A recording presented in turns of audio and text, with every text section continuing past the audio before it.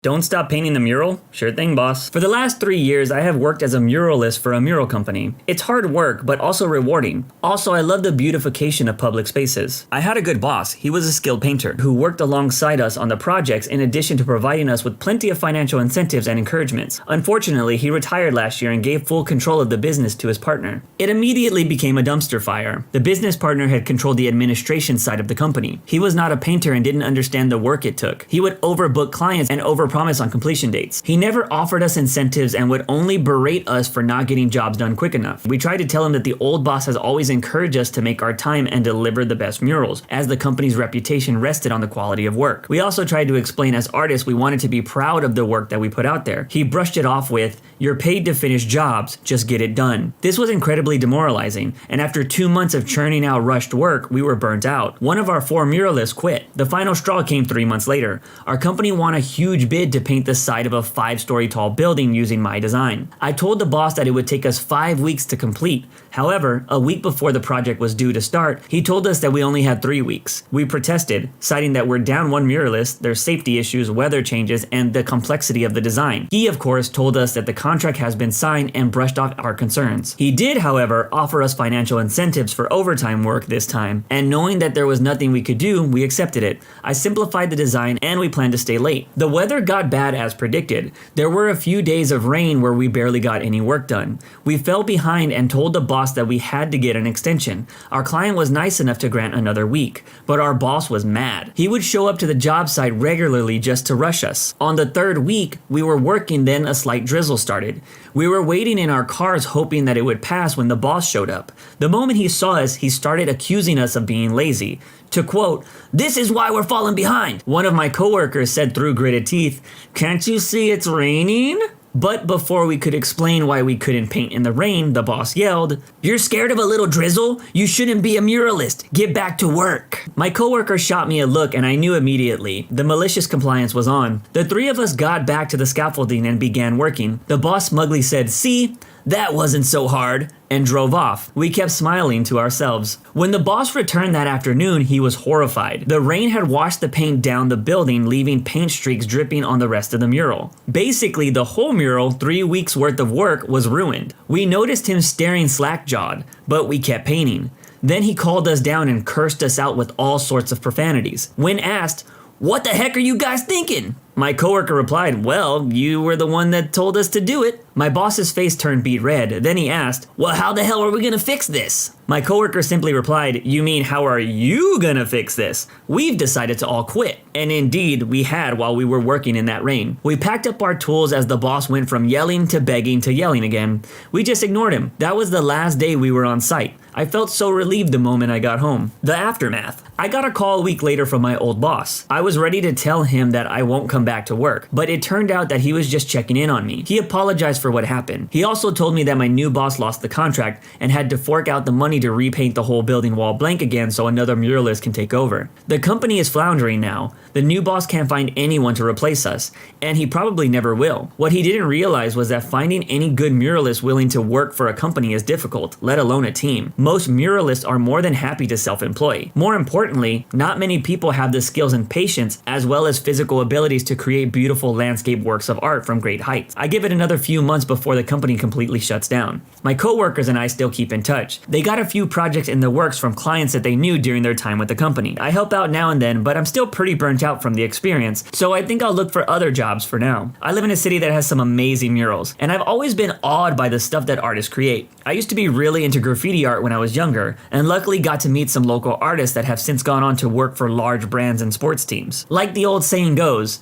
you can't rush art, and you probably shouldn't rush great employees either. Please resend my tickets! This past weekend, the dance company I do box office work for had hit its final show run for our season. We do a few runs a year, always renting out a large theater for them, which is separate from the main box office building. This means we don't have free access to the physical box office at the theater. We have time frames when we can be in there. Fairly standard, but it limits our availability on show days. So my manager set up an automated email for incoming inquiries just saying, "We're busy, we may be unable to get back to you right away." Again, very standard for our organization. On Saturday, early afternoon, I'm still at home and I check ticket sales in the inbox just to see if there are any super outstanding issues. A woman named Cynthia had sent an email saying she never received her tickets for the show that evening. I roll my eyes, but it's not a real problem. I look her up, see she made a purchase earlier that day, and selected that she wanted her tickets emailed. So I just sent her a reply saying the tickets should be attached to your order confirmation, but the email may have wound up in your spam folder, so please check there. An hour or so later, I get a response saying there's only a receipt, no confirmation email. Can you please resend the ticket? At this point, I'm just assuming that she's likely just a senior age patron, and she has no idea how technology works. That's fine, it happens a lot, so I just resend the tickets. That'll be the end of it, I figure. An hour or so later, I leave for the theater not thinking of it anymore. When I arrive, I open up my email though. I have 5 new emails in my inbox that weren't there since I last checked. 4 from Cynthia, 1 from my manager. The first email she sent said, "No, I don't want that ticket. That was just the test order I did to check to see if I get emails. I want the tickets I initially ordered." 6 minutes after that, Cynthia said, "Can you please resend?" 3 minutes later, "Please resend." 8 minutes later, "Please resend my tickets and stop responding saying it may take some time to get back to me." The email from my manager said that Cynthia emailed her twice requesting her tickets be resent. All that in a 17-minute time span listed above. Again, I roll my eyes and sigh in frustration, because this woman never specified that she had multiple orders, and instead of trying to contact us first, she just bought another ticket to test things, and went on to be unclear in her communication. Plus, she clearly doesn't understand what automatic reply is. But I figured if she wanted to get snippy about it, I'd just be petty in return. I found her real tickets and sent an email with them. Half an hour later, and no response from her. I resent them again. 15 minutes later, I sent them again. I resent the tickets a total of 7 times. I figured at least 1 for each time she asked them to be sent, right up until 15 minutes before the show began, when a woman in her mid-40s or so approached the box office waving her smartphone with her tickets visible on them. "Hi, I'm Cynthia. I just wanted to know what was wrong with your email and tickets system today." "Oh, nothing was wrong, ma'am." "Well, I kept trying to get my tickets sent, and it just kept saying the same message over and over." "Oh, that's our generic automated reply. We set it up for show days in case we can't help someone on time." She looks sheepish for a moment, but recovers. "Oh, right, that makes sense. But why did it take so long to find the right tickets?" "Well, you had multiple orders and never specified which order it was, so I just assumed it was the order that you made earlier today, and I didn't really consider the one you made back in March. I apologize for not making the connection." Again, a sheepish look comes across her face, but she presses on. "But when you did find the right order, why did I keep getting tickets sent? I got several emails with the tickets and one just sent a couple minutes ago." "Oh, well, you were so eager in the emails earlier, but when I did send the tickets, you never responded. So I wasn't sure if you were getting them or not. So I just wanted to make sure that you were, in fact, getting your tickets." By this point, she made all the connections in her head. If she had just been clear and patient with her request, she could have gotten her tickets right away, saved money, she never asked for a refund on the test order, and wouldn't have gotten bombarded with a bunch of emails. She thanked me for the assistance and went on to enjoy the show, while my manager and I just looked at each other and chuckled. I really want to dislike the ticket woman the OP speaks about in this post, but I'm not gonna lie, ordering tickets, especially the day of a show, can be pretty stressful. Although I do think she should have just chilled and waited for a response, or went to the box office earlier in case of any issues. Luckily, this woman did seem to come around and hopefully learned a lesson in patience. Okay, I'll downgrade your computer. This was quite a few years ago, but I used to do IT for a company that was suddenly experiencing rapid growth. This meant many new employees got new out-of-the-box computers, but it also meant that it was hard to always be fully stocked. The shipping was quick, and they basically ordered the exact amount of computers required to fill the new employee needs. Employees before this obviously had computers that may be a couple years old. This story will feature one such employee. People involved in this story are me and Excel, the employee's main tool for this job, but this is what I'm going to be calling them. Excel had noticed many of the newer employees were getting brand new computers, and he felt upset he wasn't using one of these computers. He actually had been upgraded a year before, which was also before the rapid growth. So what was this upgrade? The year before, there was a budget to upgrade CAD workstation users to brand new ones. The company bought their equipment outright, so the former CAD workstations could easily be reused easily for non-CAD users. For those not familiar, these machines are often higher end as they are used for higher end visual works, virtual machines, etc. Our company paid about $2,500 each for these. This was one of those repurposed machines. It was currently 2-ish years old and had 16 gigs of RAM, quad-core ion processor, SSD, and a workstation video card that doesn't really benefit him. What was in the brand new computers people got? A dual-core CPU, 8 gigs of RAM, and a 500 gigabyte non-SSD drive. You can probably guess where this is going. How come most of the coworkers have better computers than me? I think your computer computer seems fine, but if you're having performance issues, I could take a look at it. It doesn't run as quickly as my coworkers. Could you show me quickly what yours is doing? He showed me he was pretty much ineffectively running his Excel, causing it to be bloated, with overly large file sizes considering it's Excel. He honestly should have had a few different Excel worksheets and files for this. This was more of an Excel limitation back then than a hardware issue. I talked about this a bit and he didn't want to listen. See, it's not running very well. I see that. Have you tried doing yes? And it didn't work. Could I get an upgrade? Honestly, your computer is likely better than your colleagues, so I don't think that this is going to help Excel. Would you mind if I helped you optimize your files? It's not going to work. I tried. Can you give me a different computer? One like my coworkers have? Sure, if your manager sends me an email that says that it is vital to your work, I could have one ordered for you. That would be good. I'll have him email you. At this point, I thought it was done as most won't bother their managers about this. If they do, most managers will automatically say no. I didn't want to downgrade the guy even though he was coming across as arrogant. Unfortunately, I was wrong. I guess it was in his department's budget, or he was just doing important work for the department. I already knew what was going to likely happen from this, so I immediately forwarded the email to my manager. I then promptly called my manager as well and gave him the quick rundown. I told him this is obviously going to come back later, he's using Excel wrong and won't listen. Why didn't I have him use his file on another employee's computer to show him, you may ask? Privacy and confidentiality reasons. You're only supposed to use your assigned computer except in certain circumstances. So fast forward to him getting his new computer.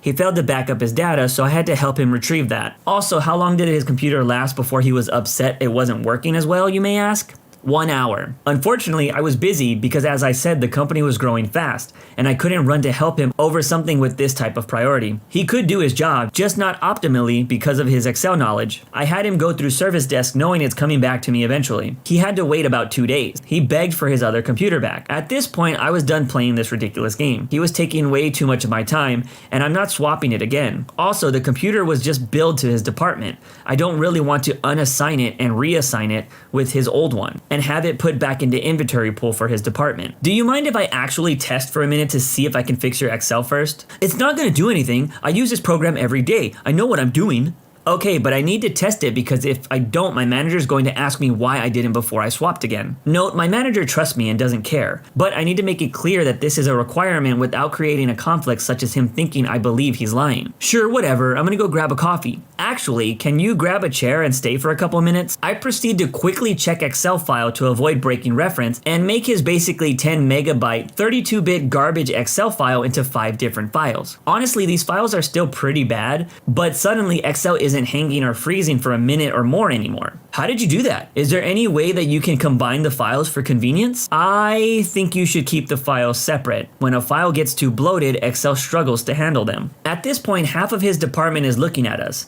I can tell a few are trying not to laugh. I think they kind of realize that this guy was kind of rude to me before and was the cause of his own issue. Oh, well, okay, I guess, is what Excel said. I stand up and tell him to have a good day and leave. He didn't even say thanks. I got confused just listening to the story a bit because I don't have that much knowledge of Excel. Not something I ever really used, but separating files just seems as confusing to me as well. But then again, it's not something I use all the time, so the confusion is expected. Can't say the same thing for annoying employees though. If you use a program almost daily, it's probably best that you try to learn the ins and out of it as well, just to save yourself some embarrassment. You want me to call the tenant? Sure, I'll call the tenant. This story is about a job that I just quit. I doubt someone there uses Reddit, so I'll share it with you. Here we go. We were moving to another office, so things were chaotic. Days were really hot, so when we discovered our new office didn't have AC, we were crushed. We tried to work there anyways, but 2 members started getting dizzy and weak, so we called our boss. He was solving some problems on our previous location and told us to go home and not come in the next day, since he'd buy a new AC and install it then. We were happy with this free day off, and my boss went on his way to buy the equipment. This story is about what happened when he bought it. So this new office was somewhere fancy. Our boss was a tenant in this building, and there were doctors, lawyers, dentists, and all kinds of fancy people. Everyone wore suits and ties, since most of the tenants were rich. The building workers were super polite, mostly because some of the tenants were rude to them, acted entitled, and tried to get them fired for petty reasons. Anyways, my boss called some of his friends and said, "Hey, would you help me install an AC on my new office? I'll pay you with some booze."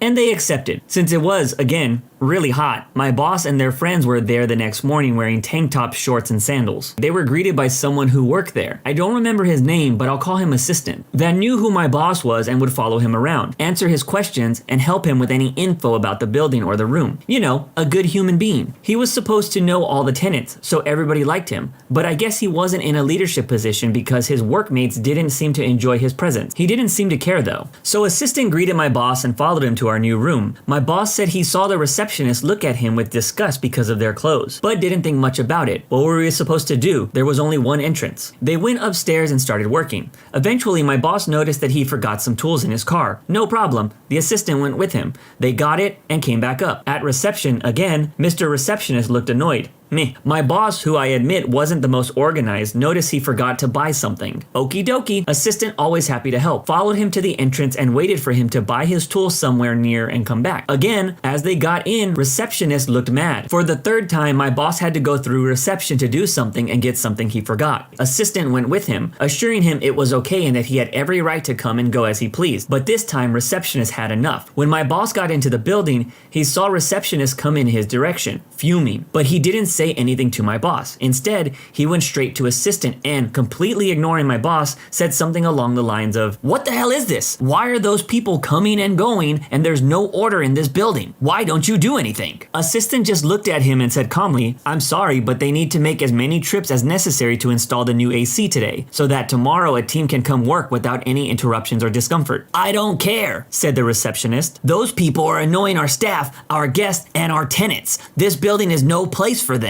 If you don't stop this mess right now, I'm gonna call the tenant and tell them you're allowing such people in his new office." I think you can guess what happened next. According to my boss, the assistant's face lit up and smiled. "Oh, really? Please do. You can talk to the tenant right now if you like." He then turned to my boss, who just looked at him with an innocent, "Yes, how can I help you?" face. My boss said the receptionist's face went white. He tried to say something but couldn't pick the words, so he just left in a hurry. My boss and assistants laughed for a while about it and went back to the office. The AC got installed and we worked the next day with ease. Okay, I don't want to assume here, but I want to say these were Latinos in the story. I could totally be wrong, but I got Latino family members and paying in booze is a total form of payment. And a majority of them could also tell you stories similar to the one that this OP just posted. Please stop judging people by their appearance. Some people just want to feel comfortable in what they wear. A smelly, disgusting customer comes into my store. I use an entire bottle of hand sanitizer to get clean. So have you ever seen one of those retail workers that washes their hands religiously?